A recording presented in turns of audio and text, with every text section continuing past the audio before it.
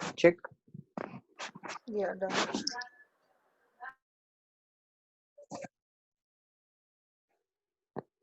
Okay, let's start.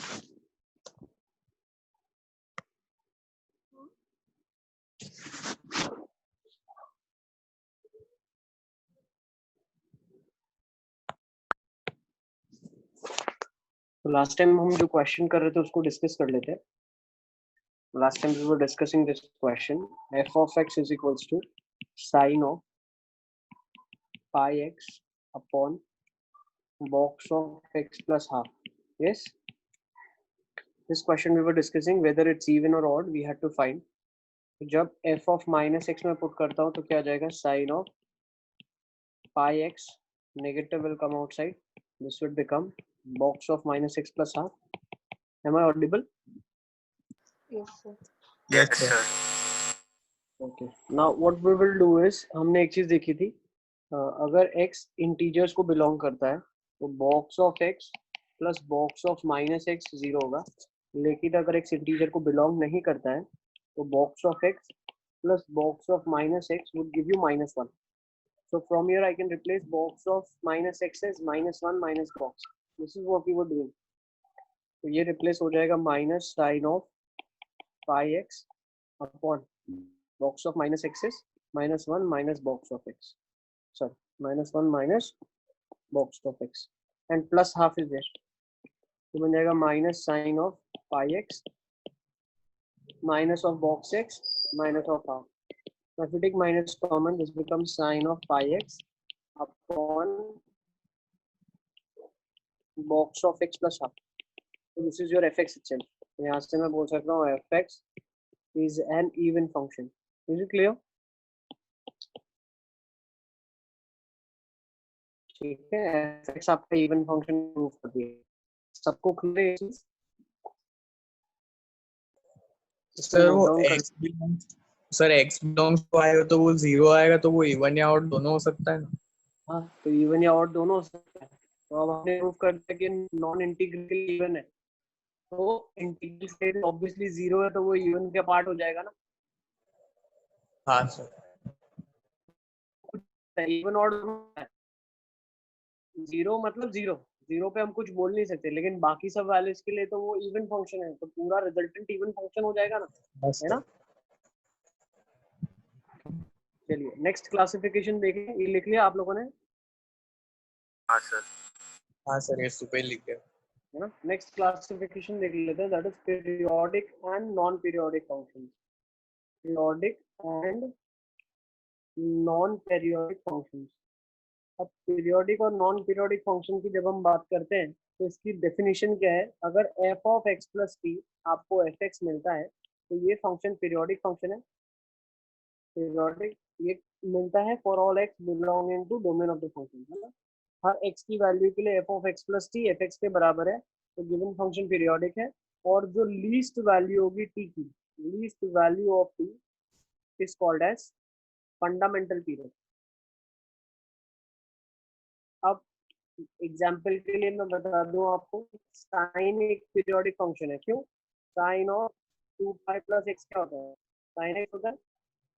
लेकिन एक चीज हमें ये भी ध्यान रखनी है कि sine of 4 pi plus x भी साइन एक्स होता है. तो कोई मुझे अगर पूछता है कि साइन का फंडामेंटल पीरियड क्या है, पाई होगा. क्यों? 2 पाई एक ऐसी सबसे कम से कम वैल्यू है जिसके बाद फंक्शन रिपीट करता है. तो the least value after which the function is repeating is called as the fundamental period of the function. इसको नोट कर लेंगे आप. जैसे fraction part of x plus 5 क्या होता है? फ्रैक्शन पार्ट ऑफ x ही होता है. क्यों? पीरियोडिक फंक्शन है ये जिसका पीरियड 1 होता है.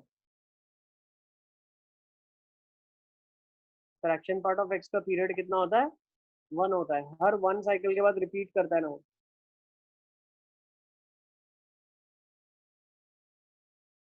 तो यहाँ से एक नोट और लिख सकते हो आप.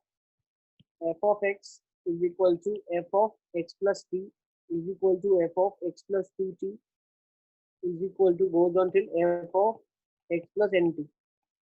और यही चीज मैं लिख सकता हूँ x माइनस टी के लिए, x माइनस टू टी के लिए, x माइनस टी के लिए, है ना. अगर वही मल्टीपल्स हम ऐड करते जाए टी के तो वही चीज आपको वापस मिलेगी.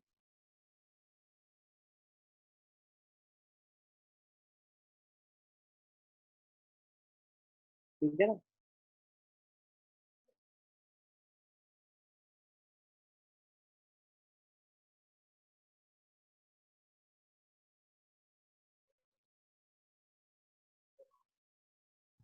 और यस बेटा। सर वो कर्ली ब्रैकेट के अंदर x+5 लिखा है, हाँ x+y लिखा है, कर्ली ब्रैकेट के अंदर x+5 लिखा है। तो सर उसका पीरियोडिक फंक्शन मतलब पीरियड 1 कैसे हुआ? फ्रैक्शन पार्ट x है ना बेटा, ये तो हमको मालूम है, फ्रैक्शन पार्ट x का पीरियड 1 होता है।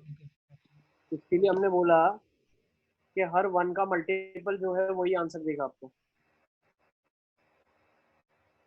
हाँ सर।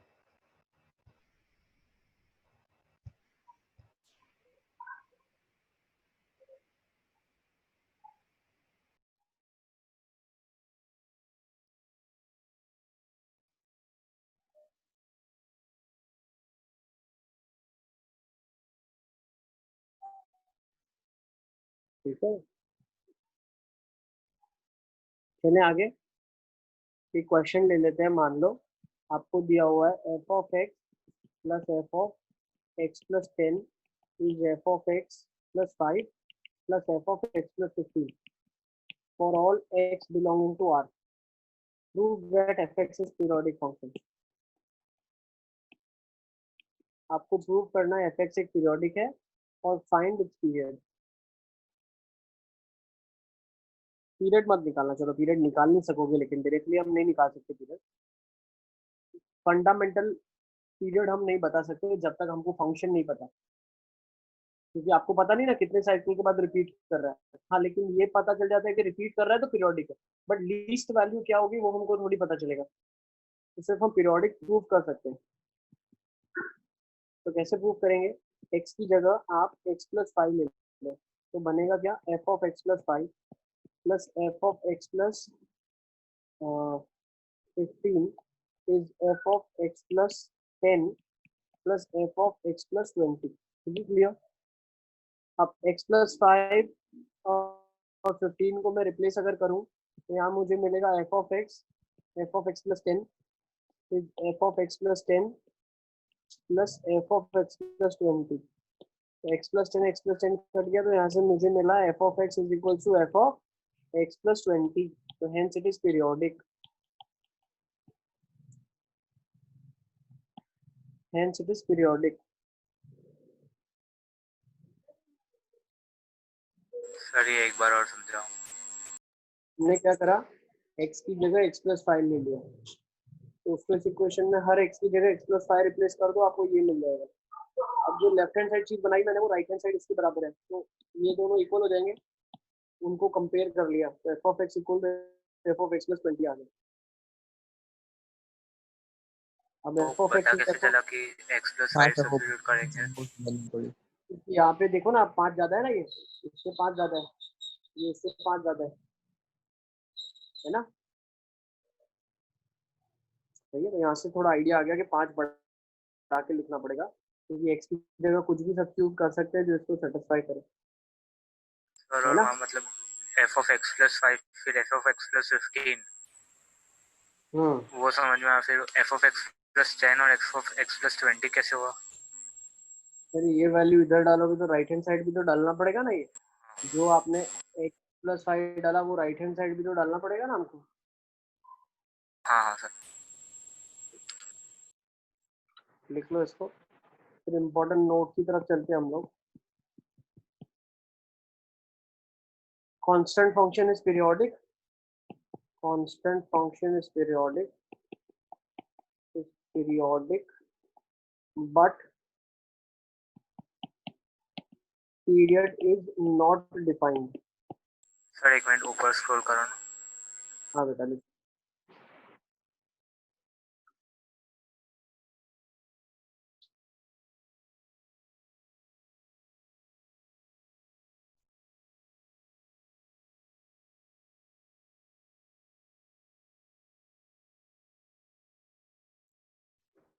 ठीक है, कांस्टेंट फंक्शन पीरियोडिक होता है और इसका पीरियड डिफाइन नहीं होता। कुछ इंटरवल के बाद रिपीट करना चाहिए। अब ये कितने इंटरवल के बाद रिपीट करेगा? कांस्टेंट तो कांस्टेंट ही रहेगा ना, है ना। तो इसका पीरियड क्या होता है, इनडिटरमाइंड होता है। ठीक है, तो फर्स्ट वो नोट फंक्शन कैसे हुआ? क्या बेटा, फंक्शन ही कैसे हुआ मतलब? क्या हुआ फंक्शन? तो मतलब कांस्टेंट फंक्शन फिर पीरियोडिक ही कैसे हुआ? पीरियोडिक इसलिए हुआ क्योंकि वो साइकिल अगर आप कहीं से भी काटो तो वो रिपीट तो हो रही है ना। अरे आप कोई भी वैल्यू डाल दो ना, F of x plus one कर दो, F of x plus one वो भी फाइव के बराबर है, F of x plus to भी फाइव के बराबर।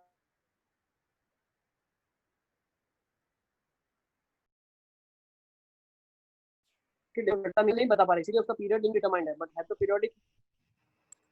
हाँ सर ठीक फिर है। वो सेकंड स्टेप कैसे आया? कौन सा वाला बेटा? सर वो आपने plus five x plus five substitute किया उसके बाद ये वाला। हाँ ये साइड और राइट साइड को कंपेयर कर लिया ना हमने, दोनों इक्वल है, तो जो हाँ इक्वल है वो दोनों चीजों को कंपेयर किया। जल्दी जल्दी लिखो तो फिर आगे थ्योरी। हाँ constant sir function period not define होता है। सेकंड, अगर एफ एक्स पीरियोडिक है, एफ एक्स इज पीरियोडिक, तो हम क्या बोलते हैं, अगर उसके आर्ग्यूमेंट में आप कुछ चेंजेस कर लोगे still that will be periodic. F of x plus के भी पीरियोडिक होगा। क्यों? एक्स की जगह अगर आपने एक्स प्लस के कर दिया तो फंक्शन में चेंज होता है।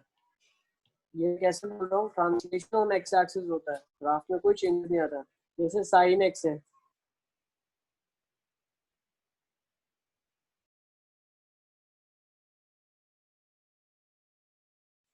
है ना, यूनिट शिफ्ट हो जाएगा लेफ्ट हैंड साइड। भाई जो वैल्यू जीरो पे आ रही थी अब वो वैल्यू माइनस पाई पे आएगी ना, बट कुछ चेंजेस नहीं होगा।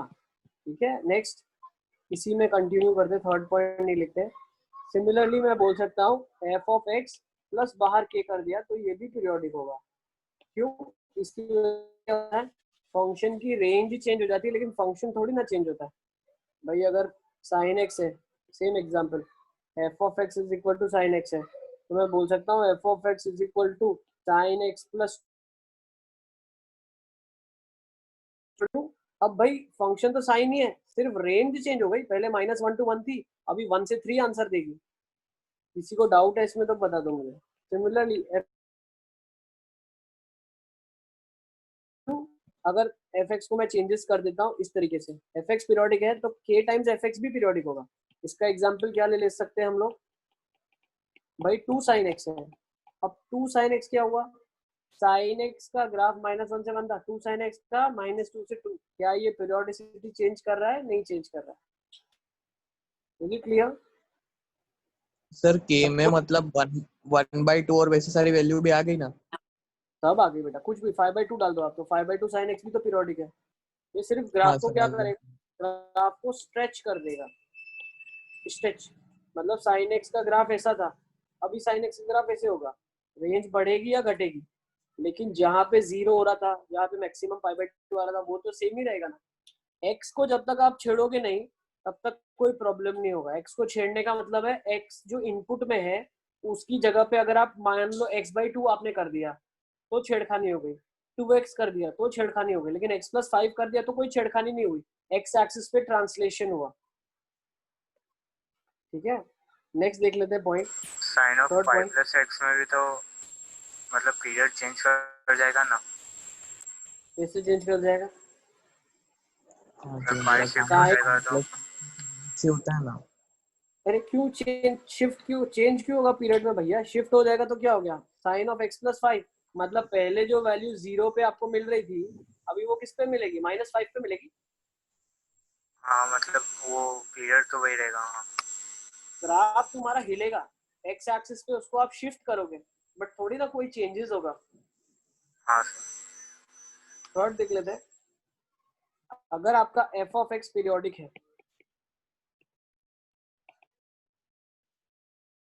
ठीक है, तो under root of f of x भी पीरियोडिक होगा। सिमिलरली 1/f(x) भी पीरियोडिक होगा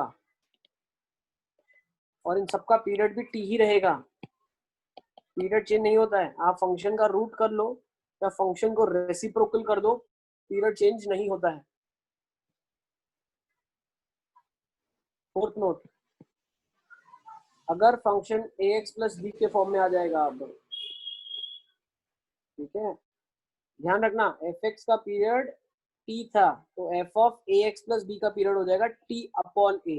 जो x में मल्टीप्लिकेशन होगा उतने से पीरियड घट जाएगा। जैसे कि साइन ऑफ x है और साइन ऑफ 2x है, मैं इन दोनों का ग्राफ आपके लिए बना देता हूँ। फर्स्ट में साइन x का ग्राफ बनाता हूँ, ठीक है। तो साइन x का ग्राफ कैसे बनेगा, ऐसे बनेगा, सबको दिख रहा है। अब साइन ऑफ 2x का ग्राफ कैसे बनेगा, साइन x देखो पाई बाई 2, पाई 3 पाई बाई 2, 2 पाई, और ये गोज ऑन। साइन 2x के लिए अगर x में इनपुट पाई बाई 4 ही दूंगा मैं, तो पाई बाई 4 पे ही ग्राफ मेरा पाई बाई 2 मिल जाएगा। ये ग्राफ ऐसे हो जाएगा, सिंक हो जाएगा, दिख रहा है, पाई पे सीधा सीधा 2 पाई हो जाएगा। क्लियर? तो ये आपका ग्राफ बन जाएगा किसका, साइन ऑफ 2x का। तो इसका पीरियड अगर 2 पाई था तो इसका पीरियड कितना हो गया, पाई हो गया।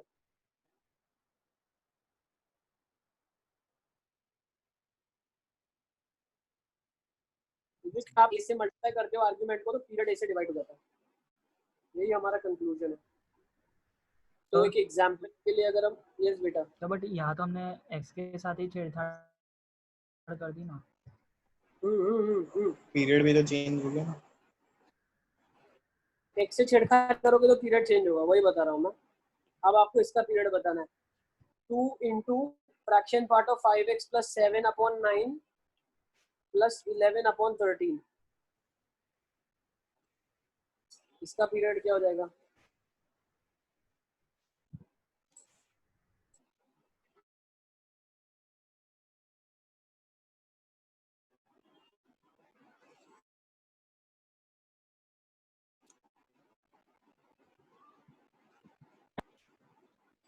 Sir half. क्या आ रहा है, नहीं हाफ नहीं आएगा।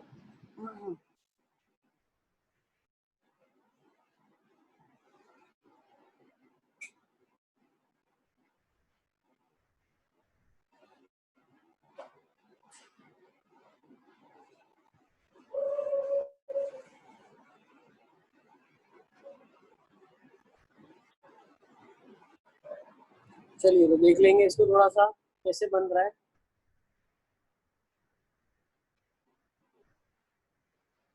कैंसी if you want you can stop recording, अभी आ गया, ठीक है, नेट आ गया यहाँ पे, लाइट भी आ गया अच्छे से। If you want you can record also.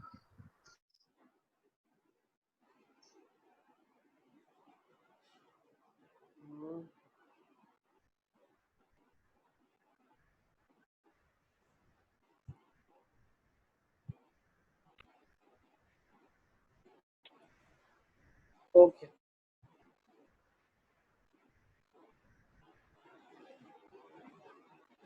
तो इसको थोड़ा सा सिंप्लीफाई कर लो। 2/13 fraction part of 5x plus 7 upon 9, देखना बहुत अच्छे से, ठीक है ना, प्लस 11/13, सारे कॉन्सेप्ट इसी क्वेश्चन में क्लियर हो जाएंगे। तो ये क्या लिखा हुआ है, 2/13 in bracket 5/9x plus 7 upon 9 plus 11/13। अब मुझे एक चीज बताओ, ये f ऑफ x था, मैंने आपको क्या बोला था, f ऑफ x मतलब फ्रैक्शन पार्ट का पीरियड क्या होता है, 1 होता है। अगर कुछ ऐड करोगे पीरियड में चेंज होगा, नहीं होगा। कुछ मल्टीप्लाई के पीरियड में चेंज होगा, नहीं होगा।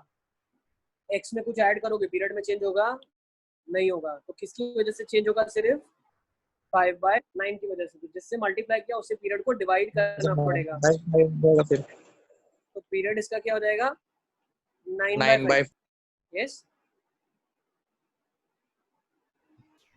सर फिर से इसको नोट कर लेंगे आप। यस बेटा, एक्सप्लेन वन अगेन। हमने क्या बोला कि कुछ अगर पीछे आपने कांस्टेंट मल्टीप्लाई किया फंक्शन से, तो उससे पीरियड में चेंजेस नहीं आता है। कुछ ऐड किया तो पीरियड में चेंजेस नहीं आता है। एक्स के अंदर कुछ ऐड किया, पीरियड में चेंजेस नहीं आता है। सिर्फ पीरियड में तभी चेंजेस आता है जब हम कुछ एक्स में मल्टीप्लाई करें। इसीलिए इसके एक्स में क्या मल्टीप्लाई हुआ, 5/9, तो उससे हमें डिवाइड करना पड़ेगा टू गेट पीरियड. पीरियड आ जाएगा 9/5. Is it clear? Yes sir. ये पहले के 3 रूल ध्यान रखो आप. एक्स में कुछ ऐड करो कोई फर्क नहीं पड़ता, कुछ फंक्शन के बाहर ऐड कोई फर्क नहीं पड़ता, फंक्शन में कुछ मल्टीप्लाई कर दो कोई फर्क नहीं पड़ता, रूट कर दो पीरियड सेम रहेगा, रेसिप्रोकल कर दो पीरियड सेम रहेगा. ठीक है. अब बहुत इंपॉर्टेंट कॉन्सेप्ट पे चल रहे हैं. दो फंक्शन है आपके पास मान लो. ठीक है ना. Very important note. इसका नेक्स्ट पॉइंट ले लेते हैं. ये कौन सा पॉइंट था? 4. अब 5th पॉइंट पे आ जाते हैं. ठीक है. अगर f(x) एक फंक्शन है जिसका पीरियड t1 है, g(x) एक फंक्शन है जिसका पीरियड t2 है, तो अगर मुझे करना है f(x) प्लस माइनस g(x), ठीक है, या f(x) इंटू g(x) या f(x) डिवाइड बाई g(x), तो 99% ऑफ द केसेस में आंसर क्या हो जाएगा? LCM of T1 and T2 if exists. अगर T1 और T2 को LCM एग्जिस्ट करता है तो इनका जो पीरियड हो जाएगा वो T1 T2 को LCM हो जाएगा 99% केसेस में. मतलब 1% चांस है कि कभी फेल हो जाए. ठीक है. तो एक एग्जांपल के तरीके से देख लेते हैं हम लोग.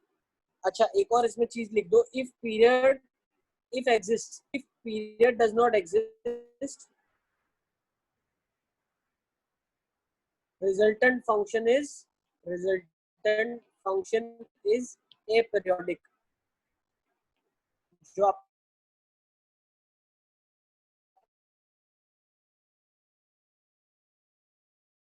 पीरियडिक नहीं होगा. एलसीएम किस केसेस में नहीं निकलता है? जब एक फंक्शन मान लो आपके पास है जो कि पीरियड रेशनल है, एक फंक्शन का पीरियड इररेशनल है, तो दोनों का एलसीएम निकालना पॉसिबल नहीं है. 1 और पाई का एलसीएम थोड़ी ना कुछ निकाल सकते हो आप. पाई और 2 पाई का है, 1 और 2 का 2 हो सकता है, 2 3 का 6 हो सकता है, लेकिन 2 पाई और 3 का एलसीएम नहीं निकाल सकते आप. 6 पाई हो सकता है ना. किसका? 3 और 2 पाई का. 3 और 2 पाई का एलसीएम नहीं निकाल सकते आप. रेशनल और इरेशनल का एलसीएम नहीं निकाल सकते. Is it clear? सही है. ये नोट की तरह लिख लो आप लोग. ठीक है ना.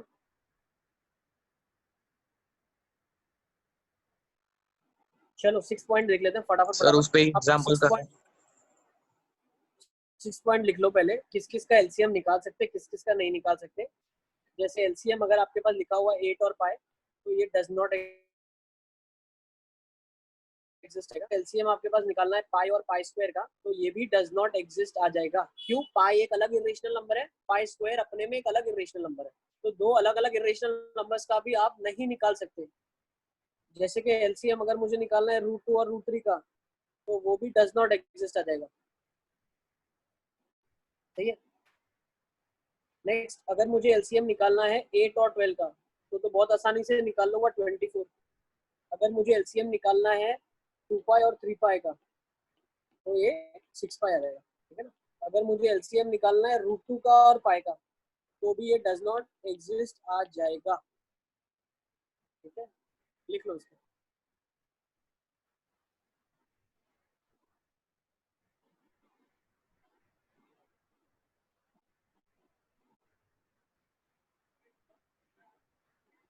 नेक्स्ट, और एक नंबर्स का एलसीएम कैसे निकालेंगे? मान लो एलसीएम फ्रैक्शंस का निकालना है आपको, तो ये आपको आता होगा, नहीं आता है फिर मैं बता देता हूँ. एलसीएम अगर आपको फ्रैक्शन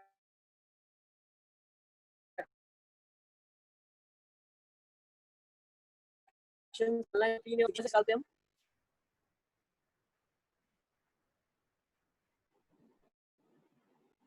तो इनके एलसीएम के लिए हम क्या करते हैं? न्यूमरेटर का एलसीएम ले लेते हैं और डिनोमिनेटर का एचसीएफ ले लेते हैं. लिख लो. तो 3 और 5 का एलसीएम कितना हो जाएगा? 15 हो जाएगा. और 14 और 6 का एचसीएफ कितना हो जाएगा? 2. So required LCM is 15/2. Is it clear?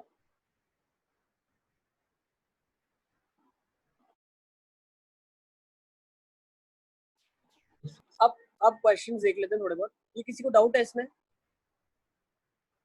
Rational numbers का मतलब √2 √3 का क्यों नहीं हो सकता, वो सब समझ में नहीं आया। हो ही सकता है ना सर, √2 और √3।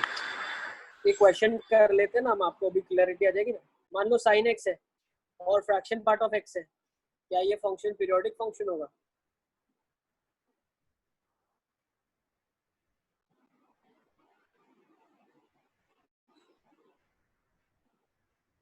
बताओ चलो।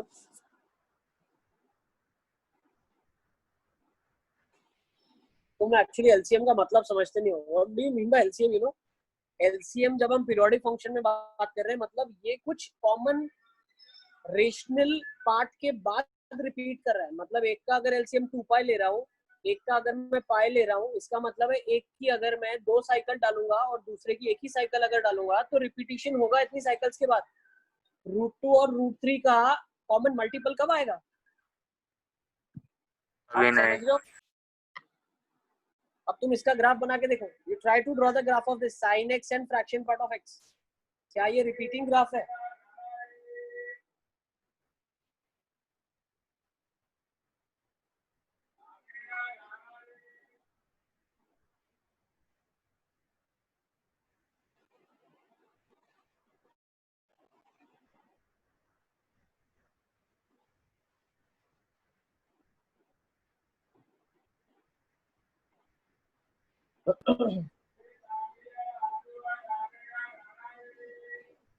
तो रिपीटिंग नहीं है।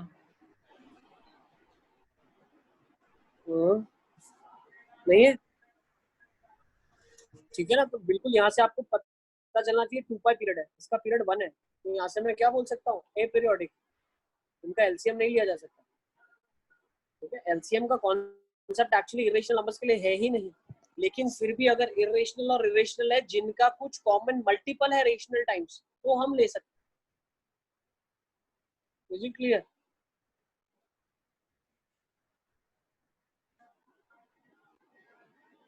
आइए सब चलते हैं नेक्स्ट कॉन्सेप्ट की तरफ। फॉर एग्जांपल एक और क्वेश्चन आपको मैं देता हूँ। मान लो sin 3x है, cos ऑफ x/5 है, तो इसका पीरियड क्या होगा?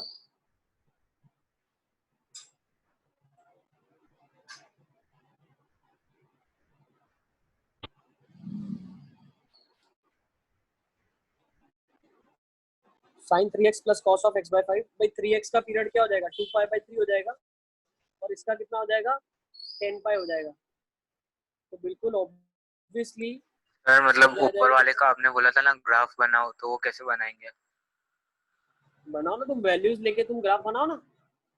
तुम वैल्यूज ले लो, सब्स्टिट्यूट करते जाओ, और तुमको जब लगता है कि 1 और 2π का पीरियड क्या होना चाहिए? 2π होना चाहिए ना। आपकी थ्योरी के हिसाब से 1 और 2π का पीरियड क्या होना चाहिए? 2π। हाँ, तो 2π का तुम ग्राफ बना के देख लो, रिपीट कर रही है कि आफ्टर 2π के बाद? सर 1 मिनट बना लेता हूँ। बना लो आराम से, इसको होमवर्क के लिए लिख लो तुम। आराम से बनाना, पूरा दिन है तुम्हारे पास, शाम में मुझे भेज देना, ठीक है? बना के। ओके नहीं, तुम डेस्मोस है ना।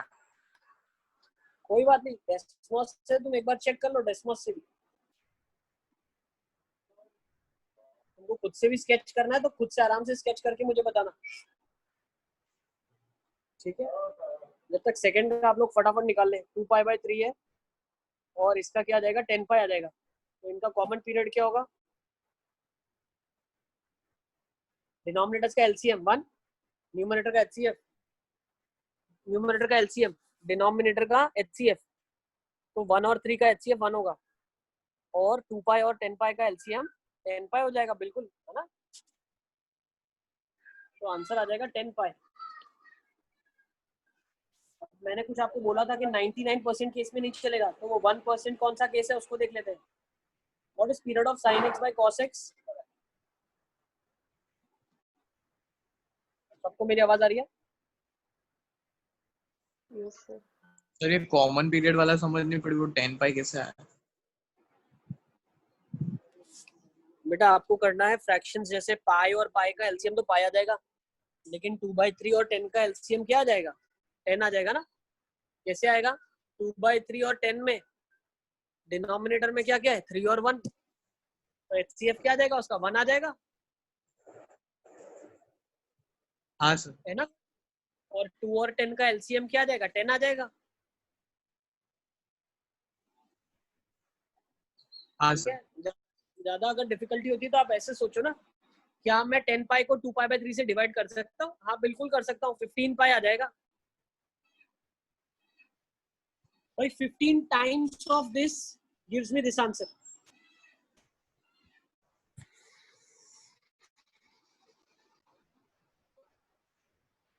चले आगे। अली असगर क्या हुआ? सर वो फंक्शन ही नहीं मिल रहा है, factorial part of x. Fractional part of x है, फैक्टोरियल नहीं है। हाँ वही फ्रैक्शनल पार्ट ऑफ एक्स। नहीं मिल रहा डेसिमल्स में? नहीं सर। तो तुम खुद से स्केच कर लो ना,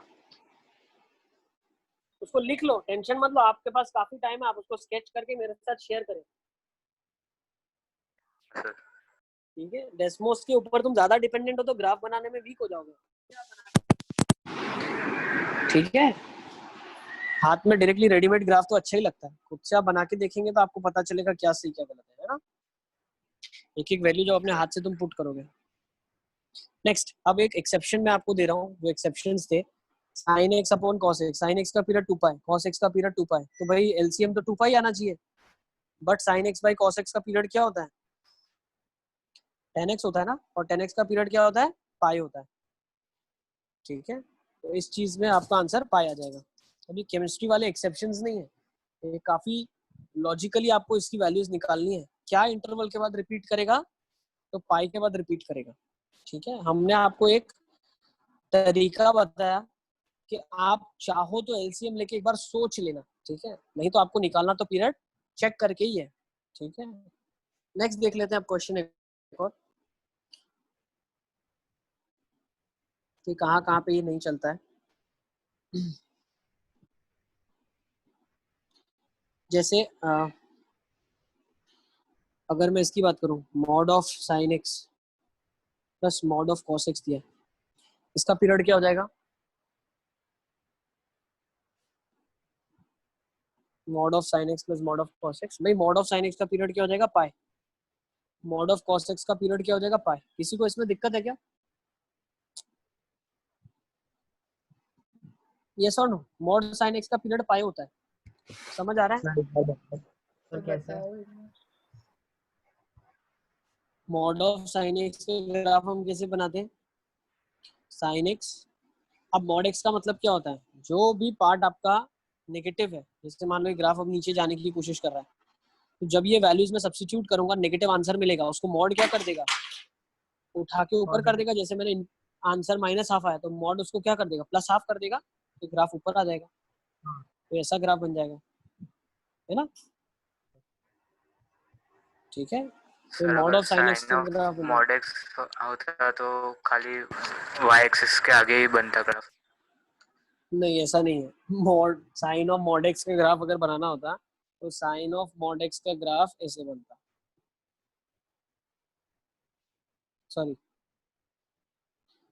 ऐसा बनता।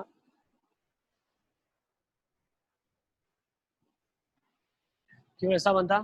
भाई जो value x is equal to pi by 2 पे मिल रही है, वही value x equal to minus pi by 2 पे भी मिल रही है। ये साइन ऑफ मॉड एक्स का ग्राफ है। ठीक है, साइन ऑफ x का पूरा मॉड हो या साइन ऑफ मॉड एक्स। क्या बेटा? रिफ्लेक्शन होता ना वाई एक्सिस के अबाउट। बिल्कुल, ठीक है, बिल्कुल एग्जैक्ट रिफ्लेक्शन। चलो अब काम की बात पे जाते हैं। ये तो हमारा क्वेश्चन नहीं था, हमारा जो क्वेश्चन था उस पर ध्यान देंगे। क्वेश्चन में था mod of sine x plus mod of cos x, तो मॉड ऑफ साइन एक्स का पीरियड पाए, मॉड ऑफ कॉस एक्स का पीरियड पाए, तो हमारा आंसर पाई होना चाहिए कि नहीं? आप पाई बाई 2 में से सबट्रैक्ट करके देख लो, तो यहाँ पे sine of pi by 2 plus X plus cos of pi by 2 plus X, तो sine of pi by 2 plus x क्या आ जाएगा? Cos X, cos of pi by 2 plus X minus of sine X. But जब mod open होगा तो क्या होगा? cos x का मॉड प्लस साइन एक्स का मॉड ही तो होगा। Is it clear? तो पाई बाई 2 ये f ऑफ x था, और ये क्या है? f of x plus pi by 2 है, तो पाई बाई 2 के बाद ही फंक्शन रिपीट कर रहा है, तो इसका पीरियड क्या हो जाएगा? पाई बाई 2 हो जाएगा। Is it clear? तो ध्यान रखना, ऐसे एक्सेप्शनल क्वेश्चंस पूछते हैं, ठीक है, ध्यान रखना, आपको निकालना पड़ेगा, लॉजिकली सोचना पड़ेगा। Is it clear? और भी क्वेश्चंस करेंगे। उससे पहले एक नोट लिख लेते हैं। कौन सी नोट लिखी थी हमने लास्ट? 7th नोट लिखी, सर ऊपर करो 7th नोट लिखिए। अब नोट 8 लिखिए। हाँ बेटा, इससे भी ऊपर करूँ क्या? सर वो बस लास्ट लाइन। देख लो, साइन बाय कॉस का पीरियड 10 होता है which is pi. Mod sine x plus mod cos x, आपको लग रहा होगा पीरियड पाई आ जाएगा एलसीएम लेंगे तो, लेकिन ये पीरियड पाई बाय 2 देगा बिल्कुल। हो गया सर। नोट 8 में आ जाते हैं हम लोग। नोट 8 क्या बोलता है? अगर gx एक पीरियोडिक फंक्शन है जिसका पीरियड gx पीरियोडिक है, जिसका पीरियड क्या है t है, f ऑफ x तो ऑलरेडी हमारा फंक्शन था। अब f ऑफ x के बारे में हम कुछ नहीं बोल रहे हैं, f ऑफ x के बारे में केसेस में बोलेंगे। gx एक पीरियोडिक फंक्शन है जिसका पीरियड t है, तो f of g of x भी पीरियोडिक होगा, और उसका पीरियड भी t होगा। मतलब बाहर के फंक्शन के बारे में हमें कुछ भी नहीं पता, तो पीरियोडिक हो ना हो हमें कोई लेना देना नहीं है, लेकिन जो अंदर वाला फंक्शन है वो अगर पीरियोडिक है तो वो पूरे फंक्शन को पीरियोडिक बना देगा। जैसे कि क्वेश्चन नंबर 1 हम ले लेते हैं, fraction part of sine x. तो अंदर का फंक्शन कौन सा है? अंदर का फंक्शन कौन सा है? साइन एक्स है, तो इसका पीरियड क्या हो जाएगा? पूरे फंक्शन का 2 पाई हो जाएगा। ठीक है। सेकेंड, मान लो sine of fraction part of X लिखा है, तो इसका पीरियड क्या हो जाएगा? 1 हो जाएगा। Sine of fraction part x का पीरियड 1 हो जाएगा। लॉजिकल है बहुत ज्यादा। देखो, आपने अगर x की वैल्यू 0 से 1 सब्स्टिट्यूट कर दी, ठीक है ना, तो फ्रैक्शन पार्ट ऑफ x क्या आ जाएगा? 0 से 1 आ जाएगा। फिर आपने x की वैल्यू 1 से 2 डाल दी, तो फ्रैक्शन पार्ट ऑफ x की वैल्यू क्या आ जाएगी? वापस से 0 से 1 आ जाएगी, है ना। तो ये बार बार 0 से 1 देगा, तो उसके लिए साइन क्या दे देगा? साइन 0 से साइन 1 दे देगा। अभी ये तो कंफर्टेबल हो ना आप लोग, साइन 0 से साइन 1 दे देगा। साइन 0 क्या होता है? 0, और ये होता है साइन 1। ठीक है। तो अगर कोई आपसे इसकी रेंज भी पूछता है तो रेंज भी आप बता सकते हो, 0 से साइन 1। Is it clear? ठीक है। नेक्स्ट थर्ड, e की पावर cos x, इसका क्या होगा पीरियड? भाई cos क्या है? 2 पाई के बाद रिपीट करता है, तो वो e की वैल्यूज को भी रिपीट करवाएगा। कितने के बाद? 2 पाई के बाद। ठीक है। Fourth, ln of fraction part of x, वापस इसका पीरियड क्या हो जाएगा? 1 हो जाएगा। सही है। चलो अब मजे की बात के लिए हम एक काम करते हैं, ln fraction part of x का ग्राफ भी बना लेते हैं। ठीक है। तो ln x का ग्राफ क्या बनता है? कॉन्सेप्चुअल क्लैरिटी बढ़ाने के लिए ln x का ग्राफ ये बनता है। ठीक है। इनपुट में क्या जा सकता है? 0 से 1 जा सकता है। इनपुट में 0 से 1 जाएगा। Fraction part of x will be treated as x। ठीक है। मतलब अगर मैं इनपुट को डालता हूँ 0 से 1